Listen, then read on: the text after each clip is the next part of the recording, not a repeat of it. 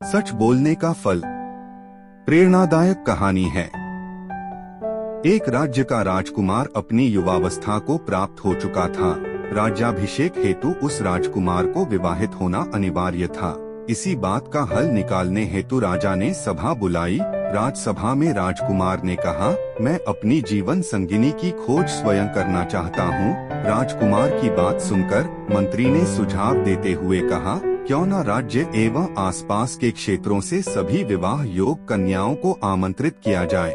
उनमें से जो राजकुमार को अपने योग्य लगे वे उनका चुनाव कर लें। राजा को यह बात अच्छी लगी। राजकुमार भी सहमत हुए। राजभवन से घोषणा की गई कि इस मास महीने के अंतिम दिन राजभवन में सभी विवाह योग कन्याएं अपने अभिभावक के संग आमंत्रित हैं। इस उत्सव में राजकुमार अपने लिए जीवन साथी का चुनाव भी कर सकते हैं।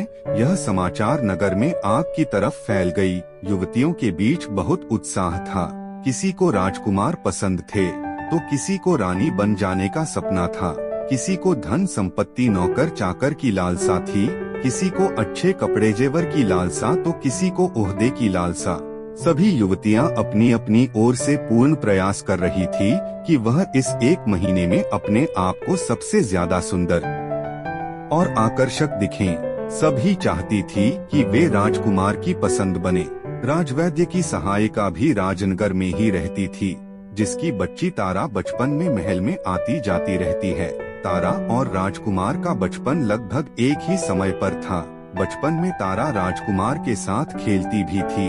जब तारा 12 वर्ष की थी तब तारा की माता ने अपनी नौकरी छोड़ दी थी, जिसके कारण तारा का महल में आना जाना बंद हो गया था। तारा बहुत समझदार थी। अब वो बड़ी हो चुकी थी। राज्य के बड़े बड़े गुरुओं से विद्या प्राप्त की थी। जब यह समाचार तारा की माँ को मिला तब उन्होंने तारा से कहा, तुम्हें भी तो राजकुमार इतने प्रिय हैं, तुम भी जाओ। क्या पता राजकुमार अपनी सखी को पहचान लें। अपनी माता की भोली बातों को सुनकर तारा मुस्कुराई। फिर अपनी माता से कहा, माँ तुम भी कितनी भोली हो। राजकुमार को मेरी तरह न जाने कितनी युवतियाँ पसंद करती हैं। बहुतों ने तो उनके साथ बचपन में खेला भी होगा। राजकुमार को सब स्मरण कहाँ होंगे। इस पर माता ने कहा, तुम भी जाती तो मुझे अच्छा लगेगा। माता की बातें सुनकर तारा ने कहा, वैसे तो वहाँ जाने का कोई फायदा नहीं है, परंतु फिर भी मेरी माता की इच्छा है तो मैं अवश्य जाऊंगी। कुछ हो न हो हम जलसे का आनंद अवश्य लेंगे। जलसे का दिन आ गया। राजभवन स्वर्ग जैसा सजा हुआ था। सभी कन्याएं सज धज कर परियों जैसी लग रही थीं। चारों तरफ चका चौंध थी। बहुत ही सुंदर सजावट। अलग अलग तरह के पकवान, व्यंजन, मनोरंजन के कई साधन, कहीं नृत्य तो कहीं गीत संगीत। वहीं हजारों युवतियां अपना भाग्य परखने आई थी, परंतु आयोजन में राजकुमार किसी युवती से मिले ही नहीं। जब आयोजन समाप्ति की ओर पहुंचा तब राजकुमार ने एक घोषणा की। उन्होंने कहा, सभी युवतियों को एक एक बीज दिए जाएं। सभी युवतियां इन बीजों से पौधे उगाएं। 6 मास बाद जब इन पौधों में फूल आने का समय होगा तब हम गुलदस्तों की प्रतियोगिता रखेंगे, जिसमें सभी युवतियां अपने परिचय देंगी और साथ में अपने बागवानी की अनुभव साझा करेंगी।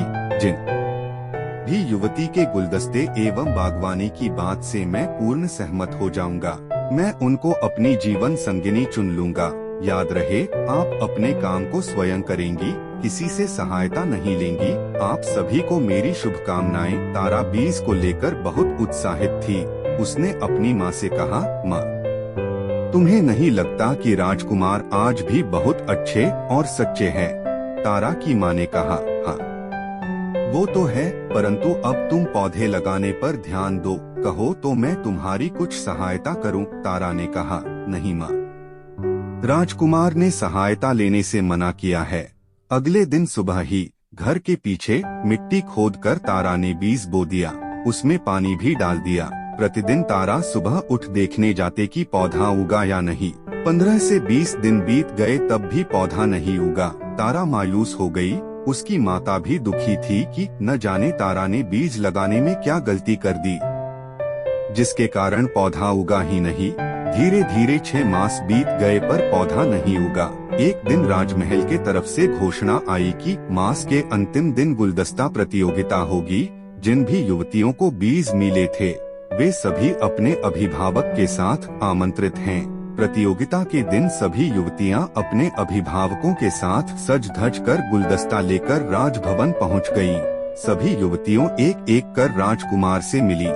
सबने पहले अपना परिचय दिया, पहले का नाम बताया, फिर अपना गुलदस्ता राजकुमार को देकर अपने बागवानी की अनुभव साझा किया।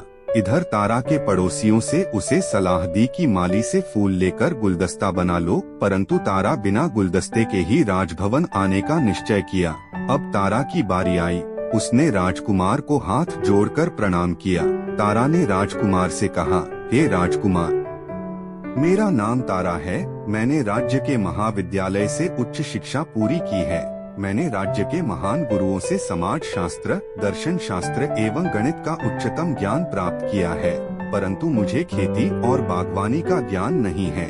इस कारण मेरे अत्यंत प्रयास करने के बाद भी मैं पौधे को उगाने में असफल रही। आठ मैं आपके लिए गुलदस्ता नहीं बना सकी। इसके लिए मुझे आप क्षमा करें। राजकुमार ने तारा की बात सुनकर तारा से पूछा, फिर आप यहाँ क्यों आई हैं? तारा ने कहा, आपने बीज दिलवाए थे, उस बीज का क्या हुआ? मैं इसके लिए उत्तरदायी हूँ, इसलिए मैं यहाँ उपस्थित हूँ। राजकुमार ने मुस्कुराकर तारा की सच्चाई को सराहा। राजकुमार ने अपना जीवन साथी चुना। तारा और उसकी माता दोनों जानते थे कि तारा अब प्रतियोगिता से बाहर है। तारा दुखी थी, परंतु उसके चेहरे पर एक शिकन नहीं था। वह अपनी माता को राजभवन की सैर करा रही थी, साथ ही अच्छे अच्छे व्यंजन चखा रही थी। अब उत्सव अपने अंतिम पड़ाव पर पहुंच चुका था।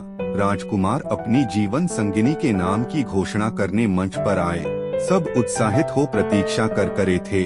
राजकुमार ने कहा, मैं जिस युवती को अपनी जीवन संगिनी के रूप में देख रहा हूँ वो आप हैं तारा। अपना नाम सुन तारा विश्वास नहीं कर पा रही थी कि राजकुमार ने उन्हें अपने जीवन संगिनी के रूप में चुना है। तारा की माता भी भाव विभोर हो गयी। उधर बाकी युवतियों ने विद्रोह कर दिया। उनका कहना था, जिस युवती ने गुलदस्ता लाया ही नहीं, उसे जीवन संगिनी के रूप में क्यों चुना गया? राजकुमार ने पक्षपात किया है। जितने मुंह उतनी बातें होने लगी।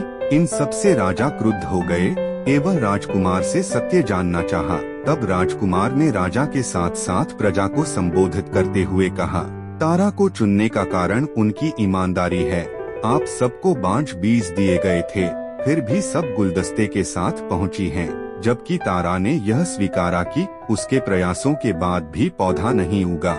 मुझे अपने जीवन में एक ईमानदार जीवन संगिनी की आवश्यकता थी, जो तारा को प्राप्त कर पूर्ण हुई।